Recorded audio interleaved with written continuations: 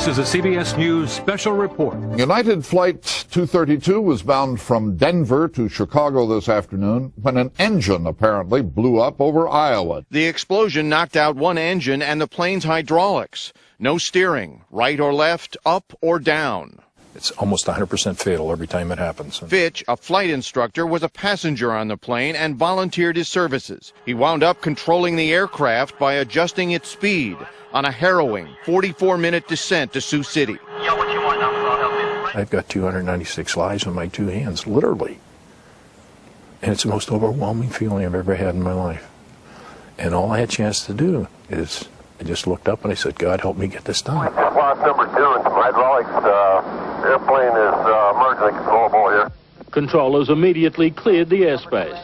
9232 to center maintain, flight level 290. What will be your intention, sir? Stand by. Seconds later, Center United, 232, we're declaring an emergency here. Declare an emergency. And request landing at the nearest suitable airport. by that time Haynes knew he was in danger of crashing.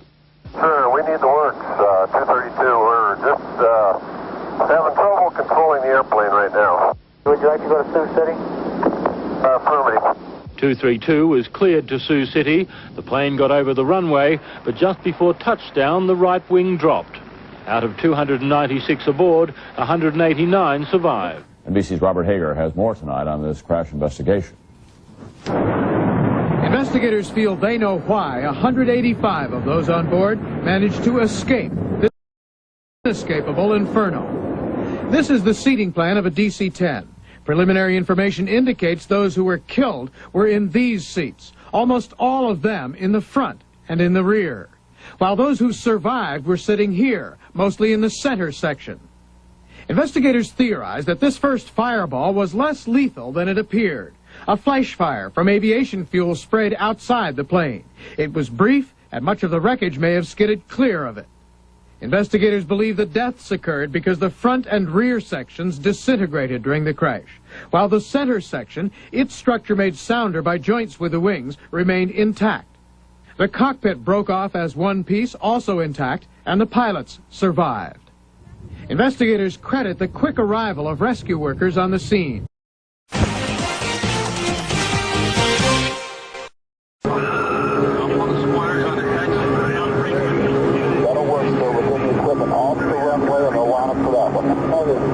His wheels were down, his nose were up, his wings were level.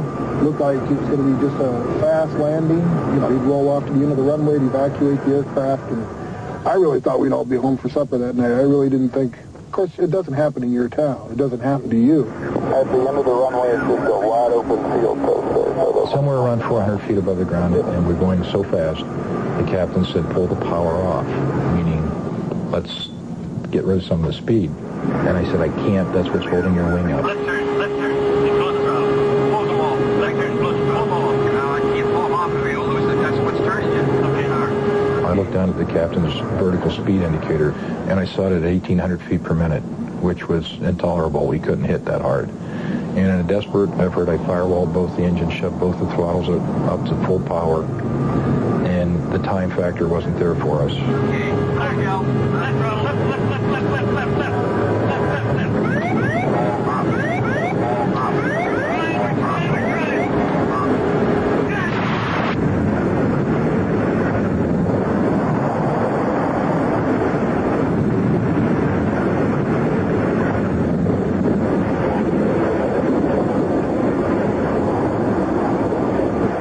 Everybody saw the airplane on final, and it's like, man, he's going to make it.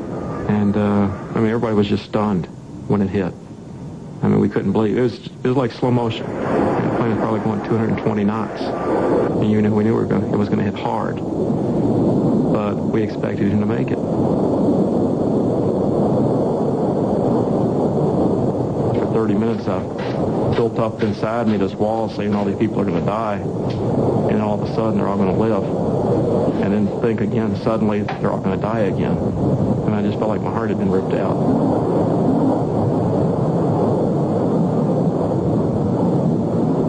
We just dropped out of the sky and hit the ground. I mean, it felt like we slammed into the earth. And immediately, I mean, within seconds after the initial impact, I saw flames, I saw smoke, I saw people still strapped in their chairs being thrown around in the cabins, people thrown out of their chairs being thrown around the cabin. And, I mean, within a few seconds, there was a lot of chaos, there was a lot of destruction, and there was probably some death immediately upon that impact.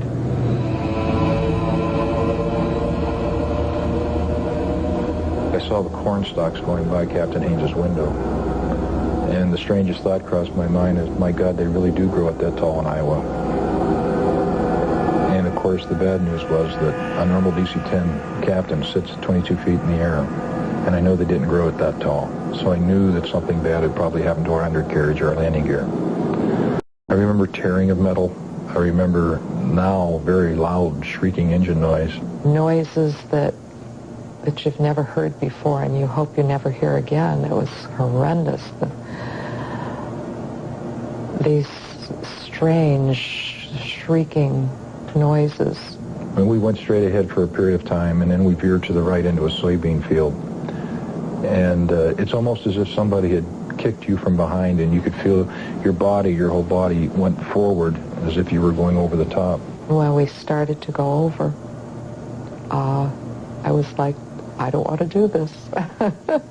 I know this airplane is starting to roll. I felt heat, humidity, and debris, and after that it was just one of the most, I can't begin to describe in words how violent it was after that. I couldn't hear anything, I couldn't feel anything, I couldn't smell anything. Nothing was working except my mind. It was like total body detachment or being in a protective cocoon. I then realized that 2/3 of me was suspended in fire, and I felt this is it. This is how I'm going to go. This is how I'm going to die. Yes, go ahead, get to the plane crash. Get to the plane crash.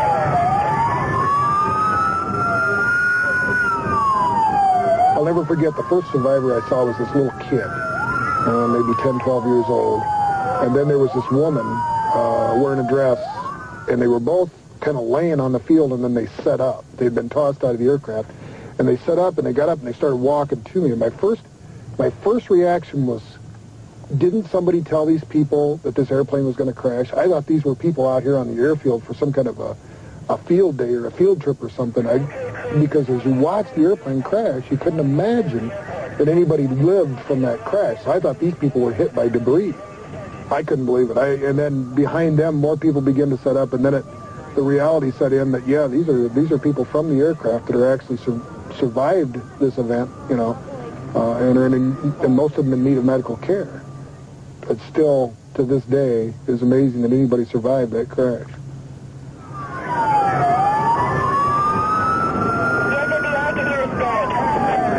There's lots of people running around out here. We're not sure how many passengers as of yet were on the plane. 111 die, while 185 survive.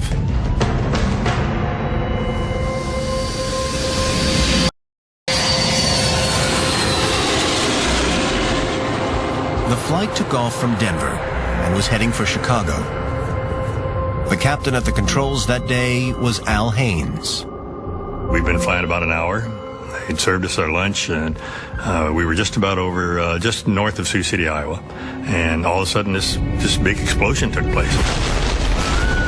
It was a complete shock. There was no warning whatsoever. I thought a bomb had gone off. It was very, very loud. Jan Murray Moore was a flight attendant in the first-class cabin. It was very obvious that something was terribly wrong. It was just, the plane was shaking after the explosion. You know, we started to porpoise in the sky. The noises were just incredible. I mean, it was obvious that we were in really, really bad trouble.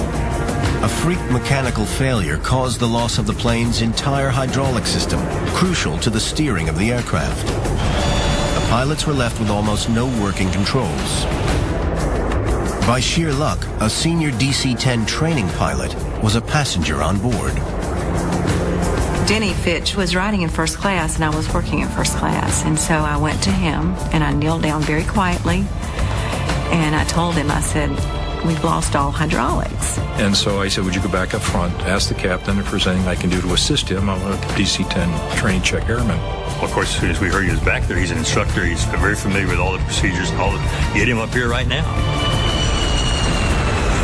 I went up to do the throttles, and right before I touched the throttles, I simply said, God help me get this done. Denny now felt the enormous weight of responsibility for the people on board. I got in position to fly it, and I put my hands back on the 2 remaining throttles that we were using, and I really felt the shock go through me, and it became abundantly clear to me then that, dear God, I have 296 lives in my 2 hands. The DC-10 was rising and falling in the sky, while the pilots struggled to keep it level. Al and Denny knew they had to make an emergency landing, and the nearest airport was Sioux City. United 232 Heavy, Sioux City. We have no hydraulic fluid, which means we have no elevator control, almost done, and very little aileron control. I have serious doubts about making the airport. One of the questions people ask me is, why do you go to Sioux City? And I honestly said, that's where the airplane went. And we just kept it flying till it got there. No one had ever successfully landed a passenger plane without hydraulics before, but Al and Denny had no time to worry about that. You know, if we'd gone off on that tangent about well, people are going to die, we're going to lose people, we might have panicked. And we couldn't afford to do that. You can't think about crashing, you have to think about surviving. There was no more fear. It was that all positive attitude. We were going to get it done. We were going to land it. Somehow we're going to make this happen. I didn't think it was going to be pretty, but I thought it would be survivable. I don't know how many minutes it was that we were screaming, brace, brace, keep your heads down, keep your heads down, but that was a very, very long period of time. There were lots of tears, and there were lots of prayers, but there was no panic. The DC-10 was descending towards Sioux City Airport at over twice the safe landing speed. We're going way too fast, so we have no brakes. How are we going to stop? On the ground, hundreds of firemen and emergency vehicles were ready to respond once the crippled airplane touched down. On board the plane, fear was palpable. It was the most frightened I have ever been in my entire life.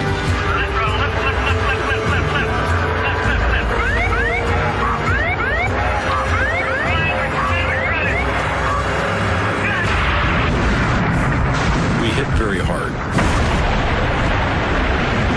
It was rapid, it was fast, it was violent.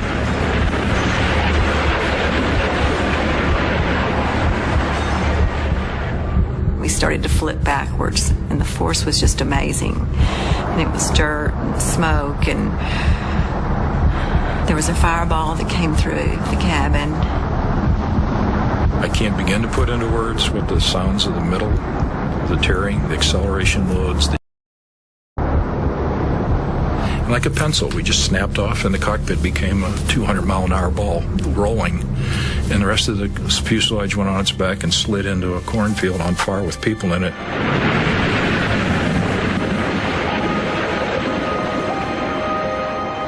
We came to a stop, and there was a little hole of light, probably about that big. And I can remember crawling for it, and actually came to an opening. We stepped out and into that beautiful blue Iowa sky. And I thought I was in heaven. Miraculously, 185 people on board survived the crash. Al Haynes had lost consciousness, and when he awoke in the hospital, he had no idea of what he had been through. TV came on, and here's a picture of the airplane approaching the runway and hitting the runway. And I asked my wife who that was. It was a terrible crash. Who was that? And she said, it was you. And I couldn't believe it. I couldn't believe anybody survived that crash. There was this terrible sounds, tearing of metal, G-loads. There's yaw to the right. Simultaneous with that change of direction was this sensation that something was like drop kicking your backside. You could feel yourself coming up and over, head over heels. We ended up in 4 distinct pieces. We landed with the right wing down. The wing ruptured open, and 11,000 pounds of kerosene came out and started on fire. The wing that dipped on landing, that was the wing that was always going down? The right wing, yeah. The damn thing always wanted to go down. The engine itself was totally demolished by the impact because it smashed into the ground once the gear fell. The tail broke off and tumbled down the runway at 200 plus miles an hour with people in it. The airplane was in a cartwheeling motion because the engine on the left wing is now running at maximum power, like a pinwheel. It's just causing the airplane to rotate because the engine's pushing it around. When the tail broke off, the airplane is much heavier forward, so the airplane is now coming up in the air like a seesaw that somebody got off. The cockpit is getting pointed straight to the earth, and we skipped like a pogo stick. The first skip, when I saw the windshield go dark brown and green and I still felt the air conditioning, we were still integral to the aircraft. The stress caused the cockpit to break off like a pencil tip. The main wreckage slammed on its back and slid into a cornfield across an active runway, burning there. Debris everywhere. What seemed like an eternity was in fact 30 minutes before we were found. Our engineer, Dudley DeVork, was able to get his hand up through some wreckage, and somehow he drew attention to somebody driving by. The guy said, "What is this?" "It's the cockpit. There's 4 of us in here." The Air National Guard brought a forklift truck with chains and tried to lift it so that the fire rescue people could climb underneath and cut us out of our seats and get us out of there. The cockpit had become so dismembered that it was basically a pile of trash. Whenever they lifted us with chains, it compacted us in tighter. We'd scream in pain because it just made it worse, so they put you back down and then try to rearrange chains. I felt a hand just tap me on the chest. "Don't worry, buddy, I got you. You're going to be fine. We got you." And salvation.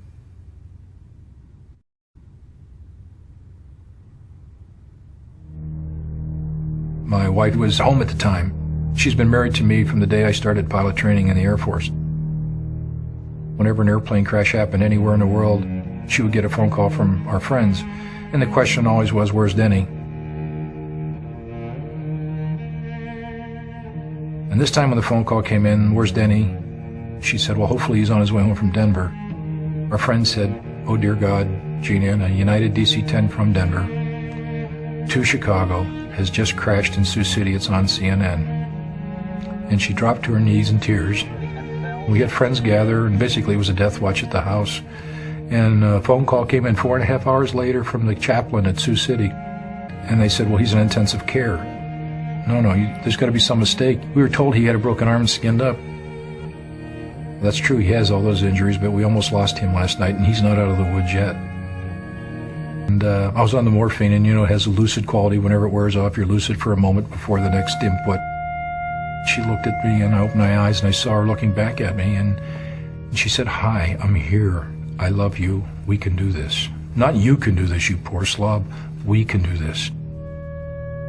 The soulmate of mine was not going to let me go down. I said, "Honey, I need to know 2 things." And she said, "What is it?" And I said, "Did I make the runway?" Because our salvation was at that runway. I had to get this airplane on that runway. That's where the emergency people were. That's where the response capability was. That's where the trained personnel were. It meant everything to me. That runway was absolutely critical. And she said, "Yes, you made the runway." And with that knowledge, I had hope that even though as beat up as I was, that everybody else was okay. And my next question was just that, is everybody else okay? And she realized I didn't know the truth. And she started to cry, and I had my answer. And I cried for 3 days, every waking moment.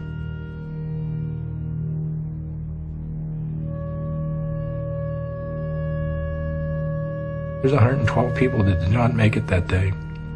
Some of them I knew, some I didn't. And I would have traded gladly my life for theirs, because I had the responsibility in my eyes.